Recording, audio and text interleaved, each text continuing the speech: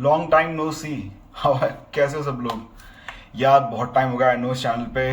मैं काफ़ी इनकन्सिस्टेंट हो चुका हूँ, थोड़ी रेजिडेंस चल रही है मेरी, तो ड्यूटीज़ की वजह से टाइम कम मिल पाता है। But anyways coming back to the topic जिसके लिए आज मेरा रेमोंटाडा हुआ चैनल पे वापस, नेमार। यार पता है फुटबॉल की जब हम बात करते हैं ना, और मेरे जैसे बच्चे जब ग्रो होते हुए फुटबॉल देखना चालू किए थे, मेरे बचपन में मेरे को सिर्फ तीन नाम पता थे, मेसी, रोनाल्डो एंड तीसरा नाम था नेमार। आज भी जब हम लेजेंड्स की बात करते हैं ना, तो आप मैराडोना की बात होगी, आप पहले की बात होगी, पर उस कॉन्वर्सेशन में से आप कभी भी नेमार का नाम नहीं हटाओगे। मतलब you will always take Neymar as a name. अगर आप स्ट्रीट्स पे जाके भी नॉन फुटबॉलर्स से पूछोगे ना कि एक नाम, अगर मेसी और रोनाल्डो के बाद कोई एक नाम ले लो, तो वो भी नेमार का नाम ही लेते हैं। नॉट बिकॉज नेमार का पीआर बहुत स्ट्रांग है, नेमार तो यूरोप छोड़े हुए कितने साल हो गए, but because of what he has given to football. Brazil में जाओ, वहाँ पे फुटबॉल हेरिटेज है, और वहाँ पे पेले और नेमार को प्रे किया जाता है, पूजा जाता है। हर बच्चा बच्चा जो फुटबॉल खेलना चालू करता है ना, वो नेमार वाली स्किल्स सीखना चाहता है।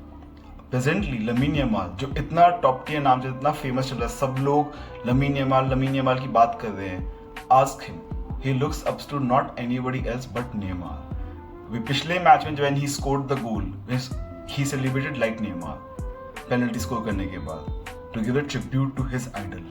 तो ये जो डिसरिस्पेक्ट आई ना आजकल, मतलब अब समझ में आता है कि यूनाइटेड के लेजेंड, यूनाइटेड के फैन बेस अपने लेजेंड्स की इज्जत क्यों नहीं करता। क्योंकि जब आप, इट रियली मैटर्स आपके मुंह से क्या निकलता है, what comes out of your mouth really matters. And जब आप ये बोलो ना कि मैं नेमार को एक टॉप टियर प्लेयर की तरह नहीं देखता, या फिर इवन रॉय कीन इज बेटर देन हिम, मो साला इज बेटर देन हिम, भाई हमेशा नेमार के आगे आप लोग ये बोल के छोड़ दोगे the prince who never became a king. Why not just call him the prince of football. He still has opportunity to become the king. World cup बाकी है।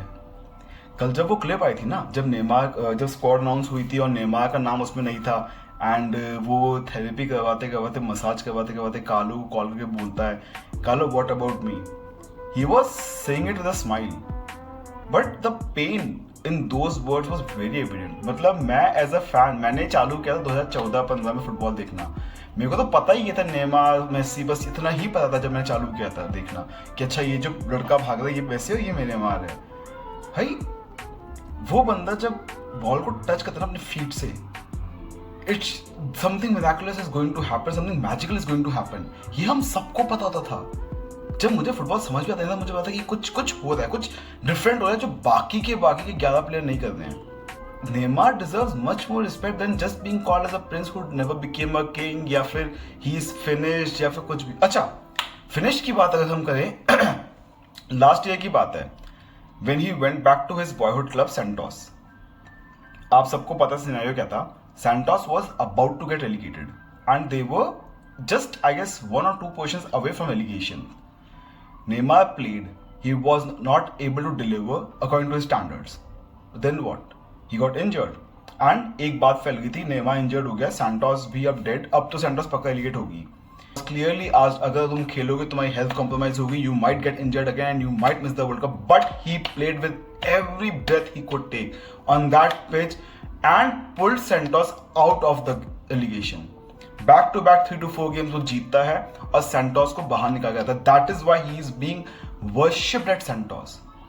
सैंटोस क्लब में वो लेजेंड है, उसको पूजा जाता है।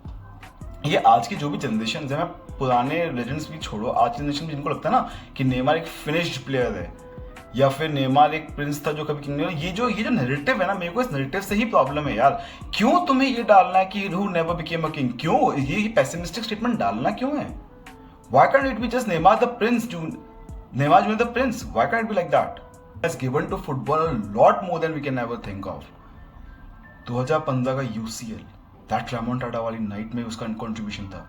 नेमार यार, जिसको भी नेमार के बारे में कुछ भी डाउट है ना, जाके एक बार देखो व्हाट ही हैज गिवन।